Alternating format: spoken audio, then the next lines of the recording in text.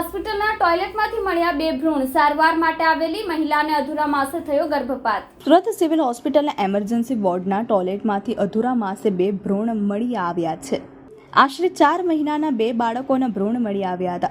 ડિંડોલી વિસ્તારમાં રહેતી 27 વર્ષીય મહિલા સારવાર માટે સિવિલ હોસ્પિટલ આવી હતી. તેણીને વહેલી સવારે ટોયલેટ ગઈ ત્યારે બ્લીડિંગ થતાં ગર્ભપાત થયો હોવાનું સામે આવ્યું છે. સમગ્ર બનાવ અંગે સિવિલ હોસ્પિટલના RMO ડોક્ટર કેતન નાયકે કહ્યું કે મહિલાને હાલ સારવાર આપવામાં આવી રહી છે. મને મળેલી માહિતી પ્રમાણે મહિલાને અચાનક દુખાવા અને બ્લીડિંગ થયું હતું.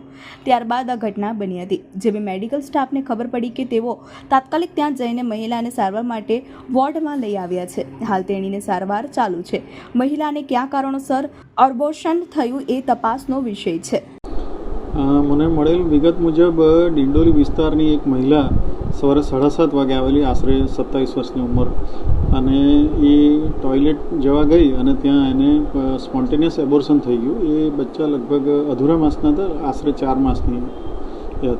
ત્યારબાદ ગાયનેકના ડૉક્ટરો તરત જ કેઝ્યુઅલ્ટીમાં આવી ગયા હતા અને એ મહિલાને લેબર રૂમમાં લઈ ગયા હતા. એની ત્યાં સારવાર ચાલુ છે અને બચ્ચાને પણ એમને ત્યાં આગળ લઈ ગયા છે અને એમને એક આપી દેવામાં આવશે.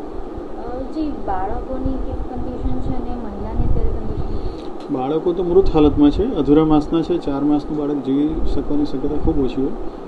મહિલા જીવિત છે ને તંદુરસ્ત છે અને એની સારવાર ચાલુ છે.